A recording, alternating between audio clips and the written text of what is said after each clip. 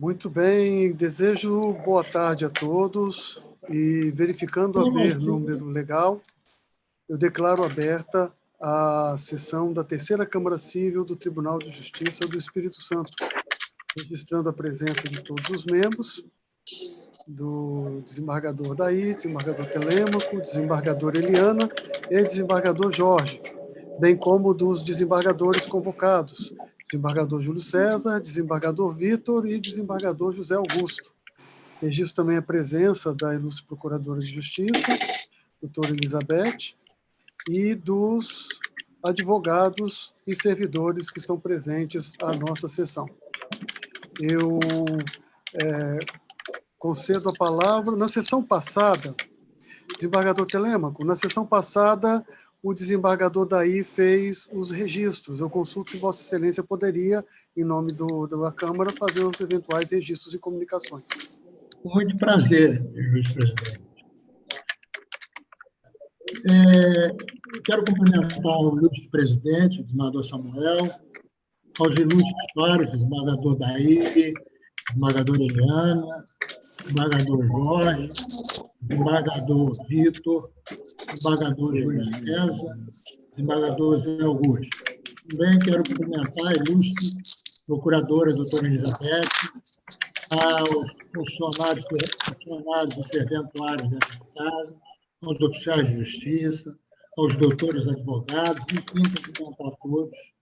Dizer que é um prazer muito grande poder estar, embora não pessoalmente, mas poder estar com todos vocês, com os meus pares, meus colegas, meus advogados, enfim, com todos. Presidente, eu não tenho assim nada importante para divulgar nesse momento. Então, eu apenas desejo que nós tenhamos uma ótima sessão, que Deus nos ilumine a todos, nos dê muita saúde. E essas são as palavras, agradecendo a Vossa Excelência a honra de ter me concedido falar em nome desta Câmara. Muito bem. Doutora Elizabeth, vice-procuradora. Eu queria desejar boa tarde a todos, cumprimentar os senhores desembargadores na presença na pessoa do presidente, desembargador Samuel, e que todos tenhamos uma excelente tarde de trabalho. Muito bem. A relação dos pedidos de preferência já se encontra no lado direito da tela, na sala de bate-papo ou chat. Temos a relação das preferências com sustentação oral e sem sustentação oral. Eu só vou anunciar que alguns processos que eu pedi vista não serão julgados porque eu preciso ter acesso aos autos físicos e pretenderei julgá-los na próxima semana. O 10º pedi vista na sessão anterior, da semana passada, e o 9º também. Então, os dois serão adiados, não serão julgados na sessão de hoje. Já faço a comunicação, porque tem pedido de preferência. Presidente, se algum colega também gostaria de anunciar eventual adiamento? Presidente, Tair. Pois não? Pelo mesmo motivo, eu adio o número 3 da pauta. Eu preciso ter acesso aos autos físicos e não tive ainda. Então, estou adiando o 3. Muito bem, então adiado o 3º da pauta também. Mais algum colega gostaria de... Muito bem. Não havendo, vamos então para as preferências... Senhor presidente Júlio. Pois não? Perdão, senhor presidente Júlio. Senhor presidente, eu queria comunicar que, por um equívoco meu, os processos pautados sobre os números 5 e 7, eu pedi vista dos autos, só que, na época, eu não estava vinculado, eu não estava em substituição de desembargador Telêmaco. Então, eu trabalhei aqui com equívoco.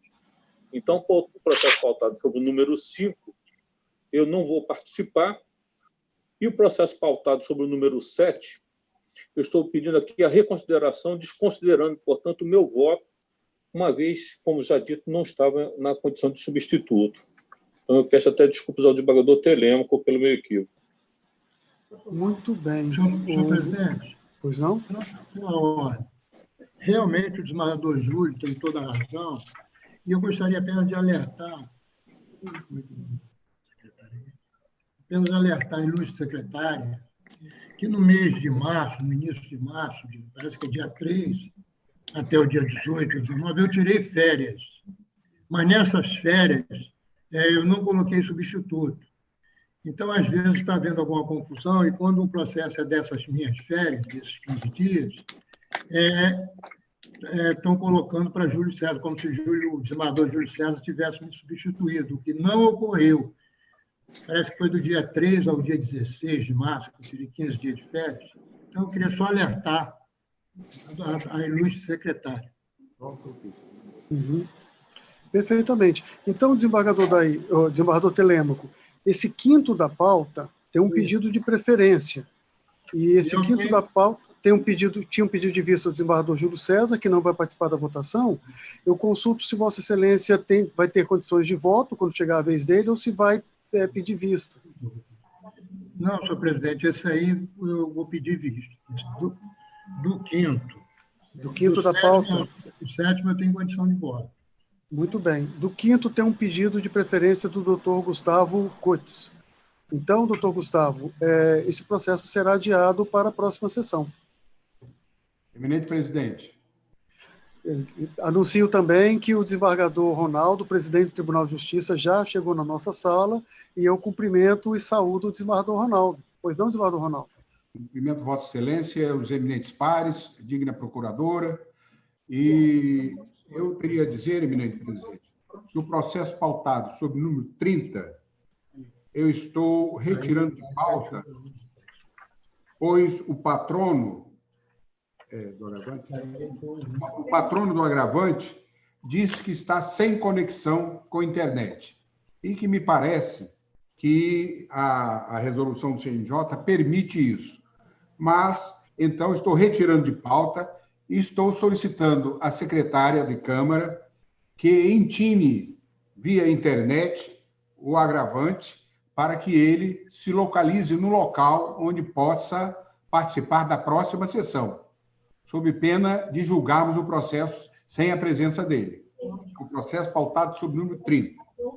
O processo pautado sobre o número 33, eu também estou retirando de pauta, porque esse processo está suspenso pelo STJ. E nós estamos aguardando decisão do STJ sobre isso, sobre a matéria. Desde que ele tirou, então aquele. 30 e 33 de minha relatoria, eu estou retirando de pauta. Não, o 30, adiando para a próxima pauta. E o 33, eu estou retirando de pauta face suspensão pelo STJ. Perfeitamente, desembargador Ronaldo. Já estão registradas as duas manifestações de Vossa Excelência. Pelo que eu estou vendo na relação de preferência, parece que não consta nenhuma preferência de processo de relatoria do desembargador Ronaldo. Assim, desembargador Ronaldo, se Vossa Excelência preferir, os votos já foram distribuídos com antecedência, nós vamos submetê-los ao julgamento abreviado. Ok. Cumprimento a todos e peço licença para me retirar. Prazer muito grande contar com a presença de Vossa Excelência. Então, os processos de Vossa Excelência serão submetidos ao rito de julgamento abreviado com a distribuição prévia dos votos. Boa tarde, presidente. Boa tarde. Boa tarde. Muito bem. Anuncio, então, o julgamento do primeiro processo de preferência com sustentação oral, que é o 22º da pauta, ao pregão. Processo número 0002476-21, apelante Ruberci Casagrande e apelado Câmara Municipal de Jaguaré. Presente o apelante, excelência, doutor Leandro José Donato, vai sustentar. Com a palavra, doutor. Boa tarde a todos. Estão me ouvindo? Gostaria de cumprimentar todos os desembargadores e desembargadoras da presente Câmara, na pessoa do presidente e professor Samuel. Gostaria de cumprimentar a eminente procuradora, demais colegas, advogados presentes e servidores. Pois bem, a presente apelação, ela revolve sobre a interpretação do artigo 5º, inciso 7º do Decreto 201 de 67, que regula o processo de impeachment municipal. A referida norma, ela trata do prazo decadencial para a conclusão do processo de cassação, que é de 90 dias a partir da notificação do réu para apresentação de defesa.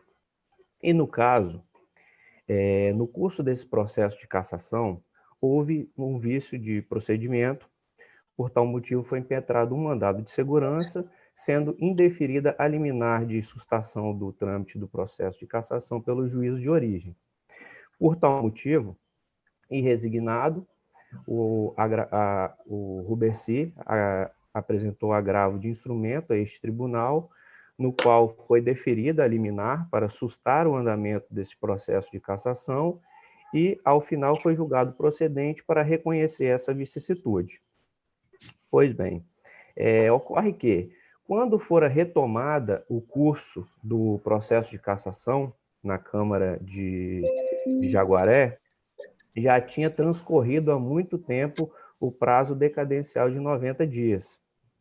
E, assim, foi apresentado, então, outro mandado de segurança com um pedido liminar apresentando essa questão posta, já tinha transcorrido os 90 dias, e o juízo de origem ele entendeu que a suspensão do processo de impeachment municipal por decisão liminar, por decisão judicial, implicava na suspensão do prazo decadencial. Então, ele inadmitiu o mandado de segurança.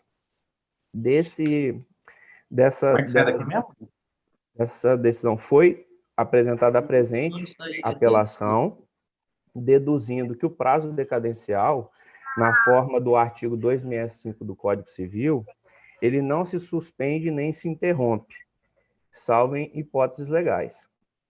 Pois bem, desse modo, o entendimento do juízo Acor foi ele criou uma hipótese de prazo, uma hipótese de suspensão de prazo por pura criatividade judicial, né? Data vênia, um ativismo inapropriado, ao nosso ver. Já fora concedido efeito suspensivo nessa apelação pela desembargadora relatora, doutora Eliana, reconhecendo isso, e desse modo pugnamos pela procedência da apelação nestes termos. Essa é a síntese do meu voto, da minha sustentação, melhor dizendo. Muito bem, com a palavra, o 22 é relator? Vitor Schneider. Isso, com a palavra o eminente relator. Senhor presidente, o voto não chega a ser longo, mas ainda assim comporta um certo resumo. Como bem falou o nobre advogado, a quem eu cumprimento, trata-se de remessa necessária e recurso de apelação, tratando de um processo visando a cassação de mandato eletivo instaurado em desfavor do vice-prefeito do município de Jaguaré, Rubercy Casagrande, por supostos crimes de responsabilidade praticados no exercício do cargo de prefeito, notificado pessoalmente em 19 de julho de 2017, na 17ª sessão extraordinária da 33ª sessão legislativa do primeiro ano da 9ª legislatura, ocorrida em 18 de outubro daquele ano, a Câmara Municipal de Jaguaré, em votação majoritária, cassou seu mandato no Poder Executivo local. Então, inconformado, o Rubercy Casagrande impetrou mandado de segurança, argumentando que o processo de impeachment, no qual teve seu mandato cassado, contempla não só a ofensa ao devido processo legal, sob a perspectiva do cerceamento do seu direito de defesa, mas também violação ao prazo de decadência, estabelecido pelo artigo 5º, inciso 7º do Decreto-Lei 201 de 67. E assim eu faço mais alguns relatos aqui e prossigo. A despeito da sentença estar sujeita à remessa necessária, prevista pelo artigo 14, parágrafo 1º da Lei 2016, Rubercy Casagrande interpôs recurso de apelação civil, sustentando que, 1. ao ingressar judicialmente contra a sessão de julgamento na qual teve cassado seu mandato de vice-prefeito do município de Jaguaré, além da ofensa ao devido processo legal, reconhecida por sentença, argumentou também que, na data daquela cassação, já havia se consumado o prazo decadencial de 90 dias, previsto pelo artigo 5º, inciso 7 do Decreto-Lei 2001 de 67. 2. Todavia, o julgador ACOR rejeitou tal argumento, desconsiderando o fluxo do aludido prazo no período de 15 dias, nos quais o processo de cassação foi suspenso judicialmente a pedido do próprio requerente. 3. Não se aplicam aos prazos decadenciais as normas impeditivas, suspensivas ou interruptivas da prescrição, conforme previsão contida no artigo 207 do Código Civil e pacífico entendimento jurisprudencial. 4. Mantido esse capítulo da sentença recorrida com a desconsideração do supracitado período de 15 dias, estar-se-á criando hipótese de suspensão de prazo decadencial não prevista em lei. Basicamente, o que já havia dito o nobre advogado. Pois bem, no que respeita à declaração de nulidade da sessão de julgamento de 18/10/17, como consequência do reconhecimento de violação ao devido processo legal, vício no qual se lastreia o capítulo da sentença concessiva da segurança submetida ao reexame dessa egrégea corte, penso que tal pronunciamento não merece nenhum reparo, eis que a matéria já foi debatida por esta Câmara, no bojo do agravo de instrumento interposto, pelo ora apelante, provido por acórdão assim emendado. Agravo de instrumento, deferimento do efeito suspensivo, interposição de agravo interno, viabilidade de julgamento de mérito, princípio da celeridade, recurso que se julga prejudicado administrativo, processo de cassação de mandato eletivo por crime de responsabilidade, erro de procedimento, ofensa ao devido processo legal, violação às garantias do contraditório e da ampla defesa, vício sindicável judicialmente, ausência de possibilidade de defesa efetiva, procedência dos pedidos, prejuízo configurado, recurso conhecido e provido. O texto integral do acordo, eu peço vênia para não ler, mas, enfim, o recurso foi conhecido e provido. Como o entendimento utilizado pelo capítulo da sentença que anulou o julgamento realizado na sessão do dia 18/10/2017, por ofensa às garantias do devido processo legal, encontra-se em perfeita harmonia com a posição desta Egrégia Corte, a propósito da controvérsia, não vejo motivos para alterar-lhe o conteúdo, mesmo porque o supracitado acórdão foi utilizado pelo magistrado ACOR na edificação de seu pronunciamento, através da técnica da fundamentação per relationem, amplamente acolhida pelo Superior Tribunal de Justiça. Por mais adiante, ao menos em tese, a definição do entendimento desta Egrégia Corte quanto à fluência do prazo decadencial ao largo do período de suspensão judicial do processo legislativo teria o condão de repercutir diretamente na esfera jurídica do apelante, legitimando a análise de seu recurso, não obstante a concessão da ordem postulada. De acordo com o referencial normativo hospedado no Decreto-Lei 201, o processo político-administrativo de cassação de mandato de prefeito, por crime de responsabilidade, não pode extravasar o prazo decadencial de 90 dias, contados da notificação do acusado. É o que estabelece o artigo 5º, 7 do citado diploma. Aqui eu vou pedir licença para não ler o texto legal. A norma jurídica ostenta o indisfarçável propósito de salvaguardar o resultado do pleito eleitoral contra investidas perenes, capazes de constranger o exercício do cargo eletivo, cooptando a vontade do seu titular sob a constante ameaça de cassação, numa forma transversa de subverter a vontade popular manifestada nas urnas. Em razão da alta relevância dos valores encarnados no exercício dos direitos políticos, nossos tribunais são peremptórios em proclamar que o aludido prazo de 90 dias aplicável tanto à cassação de mandatos de prefeito quanto de vereadores, por ser decadencial, não pode ser suspenso ou prorrogado, conforme ilustra o seguinte julgado de nossa Corte da Cidadania. E aqui eu trago um julgado cujo cerne diz o seguinte: o processo de cassação de prefeito municipal deve transcorrer em até 90 dias, contados da data da notificação do acusado, nos termos do artigo 5º, inciso 7 do Decreto-Lei 201 de 67. Esse prazo, por ser decadencial, não pode ser suspenso ou prorrogado, com precedente do RESP, de relatoria do ministro Castro Meira, segunda turma. Entender de modo contrário seria o mesmo que dar à norma protetora de direitos dos agentes públicos municipais sujeitos a processo de cassação uma interpretação prejudicial àquelas pessoas, o que seria absurdo.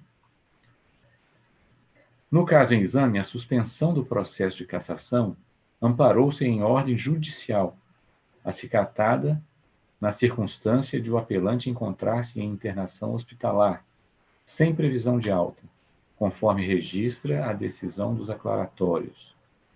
Em situações desse jaez, forçoso reconhecer a existência de um óbice intransponível à tramitação do processo, autorizando que o lapso temporal no qual o processo permaneceu suspenso por decisão judicial, a pedido do processado, seja desconsiderado do cômputo do prazo 90º de decadência.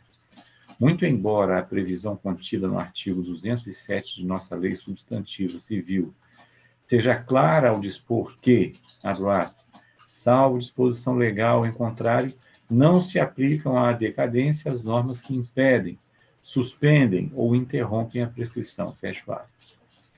Sendo de natureza judicial o percalço à conclusão do feito, a desconsideração desse intervalo é medida necessária.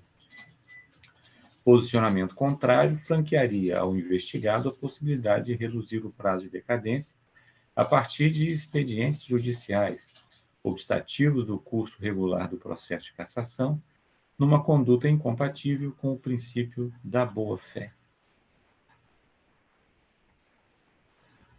Deveras, como a primeira sessão de julgamento, nesse cenário, teria ocorrido no 78º dia do prazo decadencial, a partir da intimação da tutela de urgência deferida no agravo do instrumento, referido prazo voltou a correr, uma vez que aquele recurso suspendeu os efeitos da sessão de julgamento do Decreto Legislativo 043 de 2017, e não o curso do processo político-administrativo de cassação do mandato.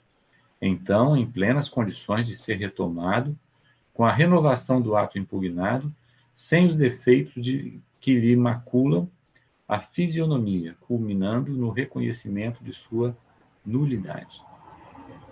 A bem da verdade, se a Câmara Municipal de Jaguaré tivesse, dentro do prazo decadencial, realizado uma nova sessão de julgamento, atendendo às garantias do devido processo legal, o supracitado agravo do instrumento teria restado prejudicado por perda de seu objeto. Apenas para se ter uma ideia da inconfundível materialização do prazo decadencial, em 22 de maio de 18, proferi decisão admitindo a hora apelada como parte interessada no polo passivo do mencionado agravo de instrumento. Portanto, indene de qualquer dúvida que naquela data a apelada já tinha ciência do recurso e do conteúdo de sua decisão liminar, que, repita-se, não suspendeu o processo político-administrativo contra o apelante, mas apenas os efeitos da sessão de julgamento ocorrida no 78º dia do prazo.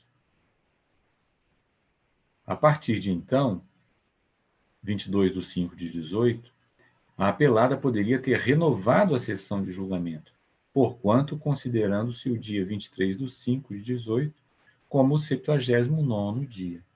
O intervalo 90º expirou-se no dia 3 de junho daquele ano, muito antes da data da segunda sessão ocorrida em 26 de março de 2019.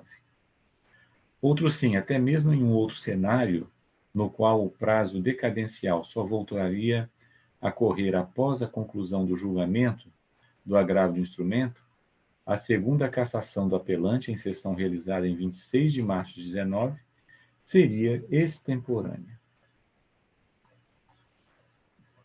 Chegando à conclusão, finalmente, ainda que se considere a suspensão do prazo decadencial inexorável a consumação do prazo nonagesimal previsto pelo artigo 5º, 7 do Decreto-Lei 201, antes da sessão de julgamento, realizada no dia 26 de março do corrente ano.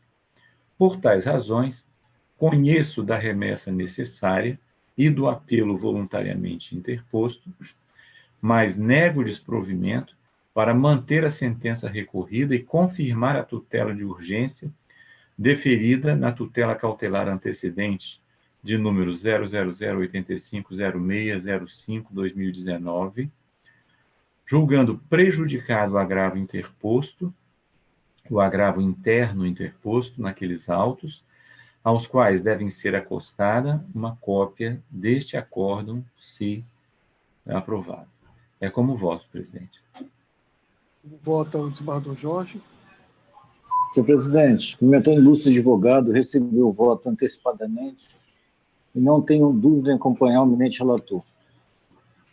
Eu, da mesma forma, cumprimento o ilustre advogado pela brilhante sustentação oral e também recebi o voto do eminente relator com antecedência, de modo que o acompanho. Então, julgamento encerrado por unanimidade. Obrigado. Anuncio na sequência a segunda preferência com sustentação oral, número 20 da pauta, ao pregão. Apelação cível número 0031750-57. Apelante, condomínio do edifício residencial Atlântico Star e apelado Laci Bernabé do Carmo. Presente o apelado, excelência, e o doutor Mário César Goulart da Mota vai sustentar. Doutor Mário, Vossa Excelência representa o apelado, correto? Apelado. Então, o voto foi distribuído previamente aos membros da Câmara e a conclusão do voto foi por negar provimento ao recurso. Se a Câmara acompanhar o voto, eu indago se Vossa Excelência ainda assim insiste na sustentação oral. Excelência, cortou aqui. Então, voto por unanimidade ou somente o voto, Vossa Excelência? Então, eu vou consultar a Câmara, desembargador Daí. Eu farei de forma muito breve, Excelência, uma explanação aqui, se me permite. Sim, mas o voto, no caso, é favorável ao seu cliente. Mesmo assim, com a Câmara se manifestando previamente, Vossa Excelência insiste na sustentação oral? Insisto, Excelência. Então, com a palavra. Cumprimento aos servidores da pessoa do desembargador José Augusto, aos demais presentes, uma boa tarde a todos. O que se observa nos autos foi que a recorrida firmou um contrato para aquisição de um apartamento, uma modalidade de construção por administração ou a venda, ou a preço de custo, no valor de 171 mil, sendo que a obra ficou em atraso e todas as despesas para a construção extrapolou em muito o previsto contratualmente, fato que é incontroverso. Outra saída não restou apelada a não ser propor a rescisão amigável. Ocorre que a apelante exigia retenções abusivas e não previstas em contrato, de modo que o acordo não avançou e a demanda foi proposta. O juízo ACOR, reconhecendo que a apelada havia feito pagamento considerável e muito acima do inicialmente previsto, reconhecendo ainda o atraso na entrega da obra, fato que é incontroverso. E mais, diante da proposição de retenções contrárias à lei e o contrato, proferiu a sentença autorizando a venda do imóvel em proveito do condomínio, mediante a devolução do valor pago pelo apelado com uma retenção de 10%. Indignado, o autor apelante interpôs o recurso para elevar a retenção para pelo menos 25%, bem como cassar a gratuidade de justiça concedida. Com efeito, cultos julgadores, não consta do instrumento contratual a penalidade prevista no artigo 63, parágrafo 4º, da Lei 4.591 de 64. Além disso, o artigo 413 do Código Civil autoriza a redução de eventual penalidade se a obrigação tiver sido cumprida em parte, bem como se for manifestamente excessivo. Destaca-se que o valor inicialmente previsto de R$ 171 mil para pagamento da unidade negociada dobrou, pois a apelada pagou 214 mil e ainda estaria devendo, de acordo com o condomínio, o valor de 131 mil, perfazendo o total de 345 mil reais pela aquisição do imóvel. Estes valores foram extraídos da própria petição inicial.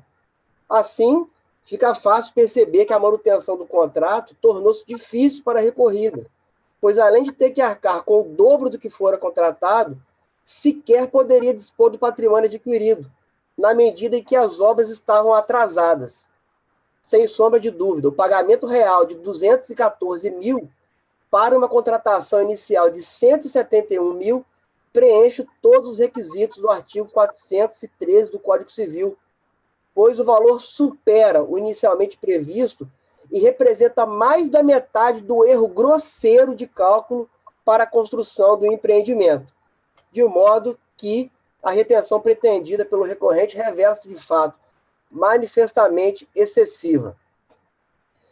A empresa chegou ao ponto, o condomínio chegou ao ponto de oferecer a devolução de apenas 43 mil, de acordo com a dos autos, que representaria aproximadamente 1/4 do valor pago pela apelada, sendo que o imóvel seria revertido para o condomínio. Finaliza, Excelência, só para acrescentar que chegou ao conhecimento que a apelada vendeu o imóvel em referência há cerca de 1 ano, sem qualquer tipo de comunicação à autora e ao juízo, contrariando o comando sentencial, o que evidencia deslealdade processual, má-fé e enriquecimento ilícito. Isso será objeto de comprovação na fase de cumprimento de sentença. E sobre o eventual pretexto que a decisão ainda não havia transitado em julgado quando da venda do imóvel, é de se dizer que existe o dever de comunicação, além da parte incontroversa, que deveria estar à disposição do credor ou do juízo, o que ensejará, inclusive, o pedido de aplicação de multa por litigância de má-fé e indenização por danos morais. Agradeço a atenção, rogando pela manutenção do deciso, reportando-se aos julgados trazidos as razões, inclusive, deste egrégio Tribunal de Justiça de lavra do desembargador Fábio Klein. Obrigado, excelência.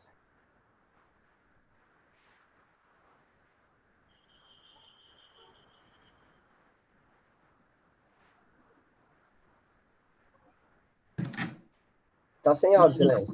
O microfone está fechado. Opa! Como eu disse previamente, o voto foi previamente distribuído e a conclusão é por negar provimento ao recurso. Como voto o desembargador Daí? Desembargador Daí, agora é o áudio de Vossa Excelência. Eu cumprimento, presidente, o ilustre advogado que fez uso da palavra e acompanho o respeitável voto de Vossa Excelência na íntegra. Desembargador Telêmaco. O presidente, eu também acompanho o voto de Vossa Excelência. Então, julgamento encerrado por unanimidade. Anuncio na sequência o 13º da pauta, ao pregão. Agravo de instrumento número 0018137-95, agravante CDVK e agravado IDVK. Presente o agravado, Excelência, a doutora Renata Coelho Sarmento vai sustentar. Com a palavra, doutor. Senhor presidente, esse processo, ele possui segredo de justiça. Ok. Então, como ele está em segredo de justiça, eu vou pedir licença aos demais integrantes da sala e vou colocá-los todos na sala de espera e depois que o julgamento for encerrado, então os senhores serão admitidos novamente na sala de julgamento. Ok?